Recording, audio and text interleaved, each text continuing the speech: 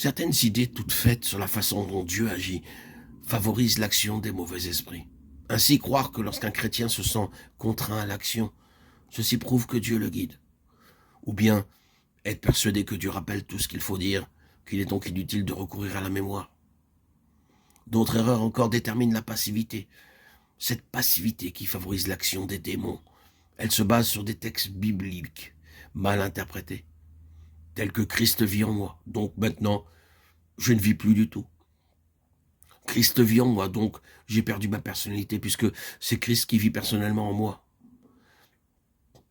Cette interprétation très fréquente, basée sur Galates 2:20. Ou encore, celle de Philippiens 2:13, Dieu opère en moi, donc je n'ai plus à agir seulement, à me soumettre et à obéir. Dieu veut à ma place, donc je ne dois plus faire usage de ma volonté. Ou telle que cette affirmation, Dieu seul peut juger, donc je ne dois plus employer mon jugement. Ou cette interprétation basée sur 1 Corinthiens 2:16, j'ai la pensée de Christ, donc je n'ai que faire de mon intelligence, de ma raison, mes pensées sont divines. Ou d'autres affirmations telles que Dieu m'a parlé, ainsi je n'ai plus qu'à obéir. Je m'attends à Dieu, ainsi je ne dois pas agir à moins qu'il m'y pousse. Dieu me révèle sa volonté par des visions, ainsi je n'ai plus besoin de décider ou d'en appeler à ma raison et à ma conscience. Ou encore une des affirmations répétées, je suis crucifié avec Christ. Par conséquent, je suis mort et je dois pratiquer la mort, c'est-à-dire la passivité, l'inertie des sentiments, des pensées.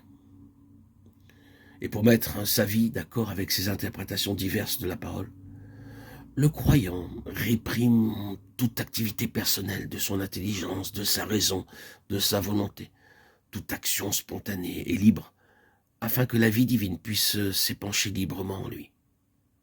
Or, il faut au contraire que toutes les facultés de l'homme soient parfaitement libres et actives, et que la volonté humaine collabore avec la volonté divine, pour que toutes les vérités citées, énoncées, deviennent expériences, pour qu'elles se réalisent dans la vie chrétienne.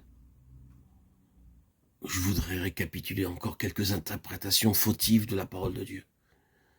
Le sang de Jésus nous purifie. C'est une interprétation qui rend l'homme sans péché, c'est-à-dire instant après instant. Il y a continuité dans l'action purificatrice, telle la pensée de certains. Ce n'est pas vous qui parlerez, c'est-à-dire la source de vos paroles n'est pas en vous.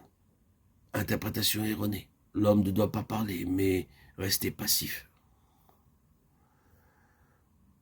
Ces deux passages, mal interprétés, servent de base à la passivité.